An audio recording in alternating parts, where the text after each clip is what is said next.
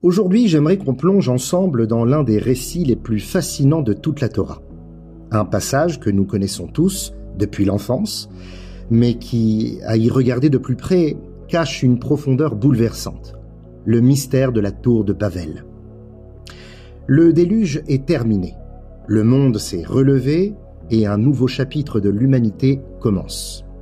Les trois fils de Noach, Shem, Ham et Yéfet, fondent des familles, se multiplient, et très vite, la terre se peuple à nouveau. Mais un problème se profile à l'horizon. Plus les hommes se multiplient, plus ils craignent de se disperser, de former des nations, de tomber à nouveau dans les rivalités, les guerres et les jalousies qui avaient conduit au déluge. Alors ils imaginent un projet grandiose, créer une seule civilisation unifiée, un monde sans frontières, sans nations, sans division. Ils veulent construire une ville immense et au cœur de cette ville, une tour gigantesque qui deviendra le symbole de leur unité. Une tour qui touche le ciel. Et ils disent « Bâtissons-nous une ville et une tour dont le sommet atteindra les cieux et faisons-nous un nom » de peur d'être dispersés sur toute la terre. Le Kli Yakar, un grand commentateur, explique « Il craignait que si la population se dispersait sur la terre, des guerres éclatent entre pays et royaumes. » Alors ils décidèrent de rester ensemble dans une grande ville où tous parleraient la même langue et partageraient la même idéologie. En d'autres termes, c'était une utopie, un rêve d'unité, de paix, de coopération, un monde globalisé, sans conflit, sans division. Avouez, sur le papier, c'est magnifique. Alors pourquoi ce projet finit-il par la colère de Dieu et une punition dramatique, la confusion des langues et la dispersion de l'humanité ? La Torah raconte que Dieu descend pour observer la tour et déclare « Voici qu'ils sont un seul peuple et qu'ils sont tous une seule langue. Et maintenant, rien ne les empêchera de réaliser tout ce qu'ils imaginent.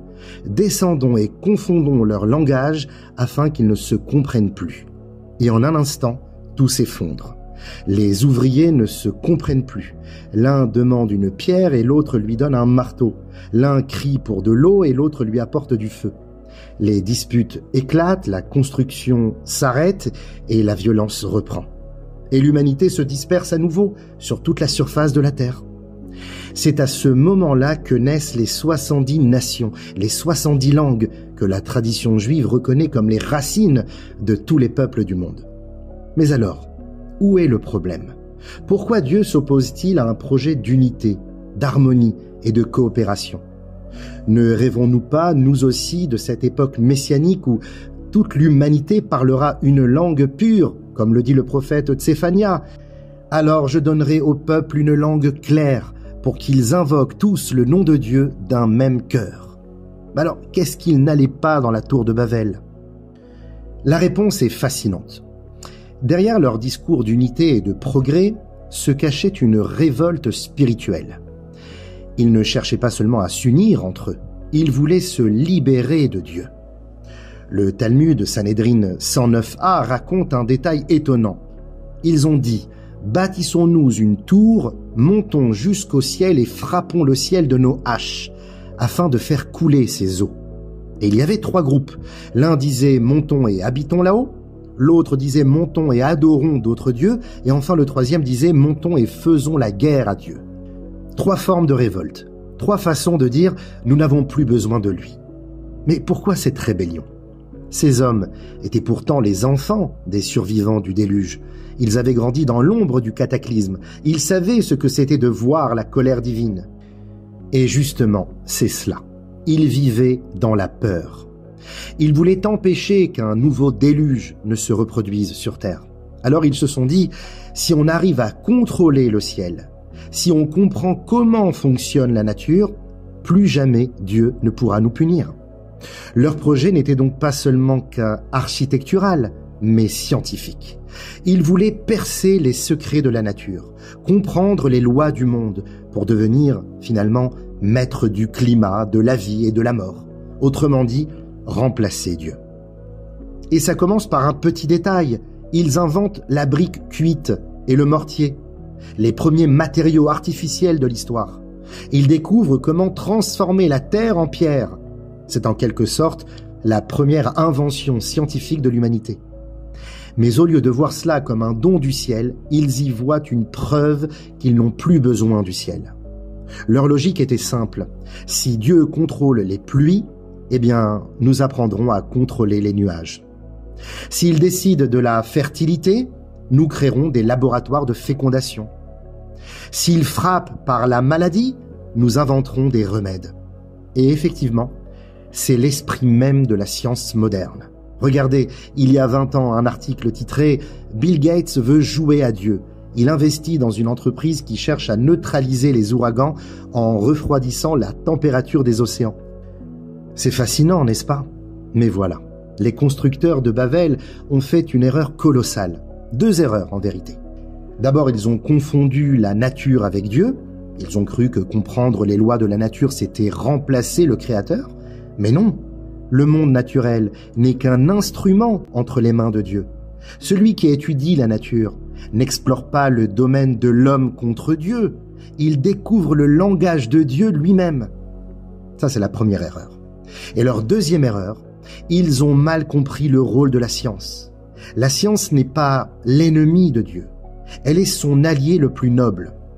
Le scientifique, quand il explore, quand il découvre, quand il crée, ne fait que compléter l'œuvre du Créateur. Souvenons-nous du tout premier commandement donné à Adam. Croissez, multipliez et remplissez la terre et soumettez-la. Cela veut dire participer à la création.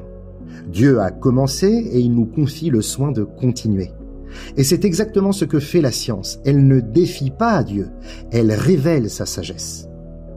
Le Midrash raconte une histoire magnifique dans Tanhuma Tazria 5. Un gouverneur romain, Turnus Rufus, demande à Rabbi Akiva « Si votre Dieu aime tellement ses créatures, pourquoi faites-vous la circoncision ?» Cela veut dire que l'œuvre de Dieu n'est peut-être pas parfaite. Rabbi Akiva lui répond en lui montrant 2 choses. D'un côté, des épis de blé crus, et de l'autre, des gâteaux préparés par l'homme. Et il lui dit « Voilà, les épis, ce sont les œuvres de Dieu, et les gâteaux, ce sont les œuvres de l'homme. Lesquels préfères-tu » Rabbi Akiva voulait dire « Dieu veut que nous améliorions son monde, et non pas que nous le subissions. » C'est cela la vision juive. Dieu veut que l'homme développe la science, la médecine, la technologie, mais au service de la vie et de la spiritualité, pas pour effacer le Créateur.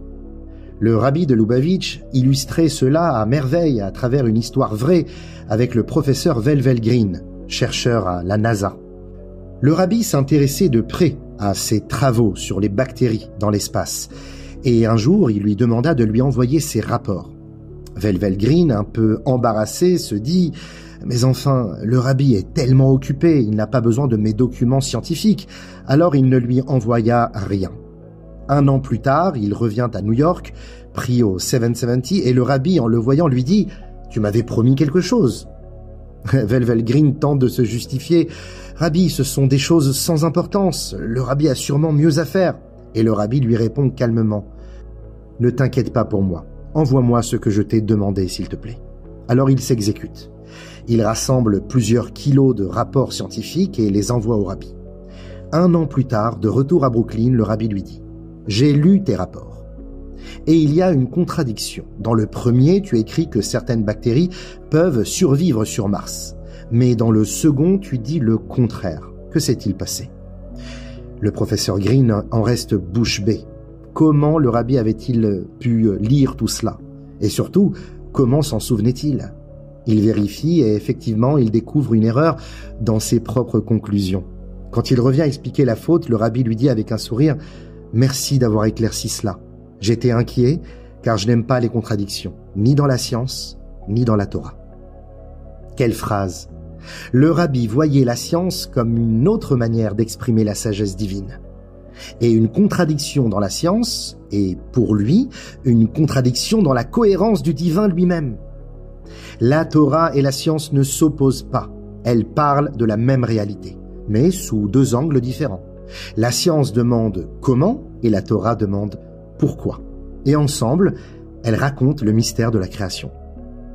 Le rabbi va même plus loin. Dans l'une de ses lettres dans notre paracha, il dit que la science renforce la foi. Chaque découverte scientifique, dit-il, révèle un peu plus l'unité du monde et donc l'unité du Créateur. Autrefois, les gens croyaient qu'il existait des centaines d'éléments indépendants. Aujourd'hui, on sait que tout l'univers est fait de quelques particules, d'une même énergie. Tout est un. Et cela, c'est la signature d'un Dieu unique. Même la technologie moderne, ajoute le rabbi, peut nous aider à croire. Regarder la télévision ou aujourd'hui Internet, voir une image instantanément à l'autre bout du monde et entendre une voix d'un continent à l'autre, n'est-ce pas une illustration parfaite de ce que disent nos sages ? Un œil voit tout, une oreille entend tout. Enfin, le Rabbi Rachab, dans l'un de ses discours, fait une remarque splendide sur les noms divins. Dans l'histoire du déluge, Dieu est toujours appelé Elohim, le nom associé à la nature, à la rigueur et aux lois. Mais dans le récit de la tour de Babel, c'est le nom de Hachem, Yud-Kevavke, qui apparaît, celui qui exprime la transcendance, le miracle, l'au-delà des lois. Pourquoi ? Parce que les bâtisseurs de Babel croyaient que Dieu s'était retiré du monde, qu'il avait laissé la nature fonctionner seule. Dieu leur répond « Non. Même ce que vous appelez nature n'est qu'un voile sur ma présence. » Le nom Yud-Kevavke, Hachem, rappelle que Dieu agit à travers la nature, mais ne s'y limite jamais. Et pour terminer, une histoire splendide. Il y avait à Vilna, il y a plus de 2 siècles, un chef de communauté respecté, Reb Mordechai. C'était un homme érudit, mais farouchement opposé aux chassidim. Pourtant, il avait entendu parler du Magid de Mézerich, le grand disciple du Baal Shem Tov. Et sa curiosité était trop forte. Alors un jour, il prit son courage et entra chez le Magid. Avant même qu'il n'ouvre la bouche, le Magid lui dit « Sache qu'aucun médecin ne guérit seul.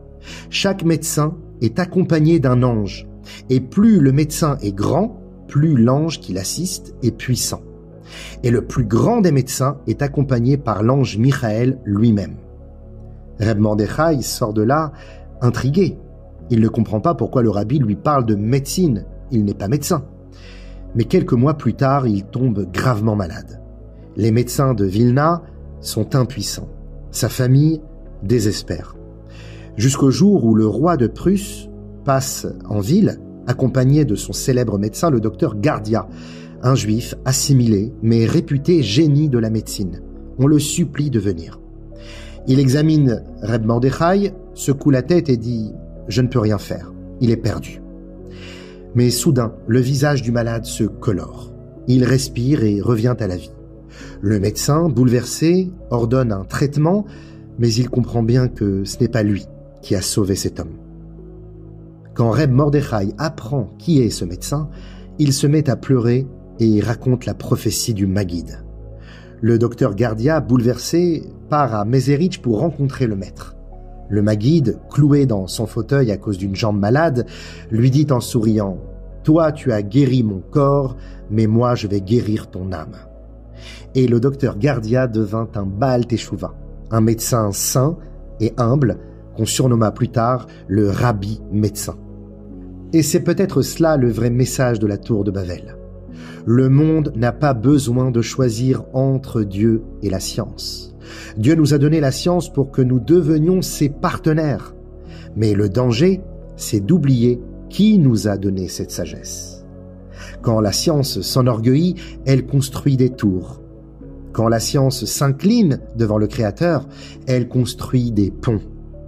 Et le jour viendra, c'est la promesse des prophètes, où toute l'humanité parlera enfin une seule langue, non pas de révolte, mais de foi et d'unité, celle qui dit « Tous invoqueront le nom de l'Éternel pour le servir d'un même cœur. »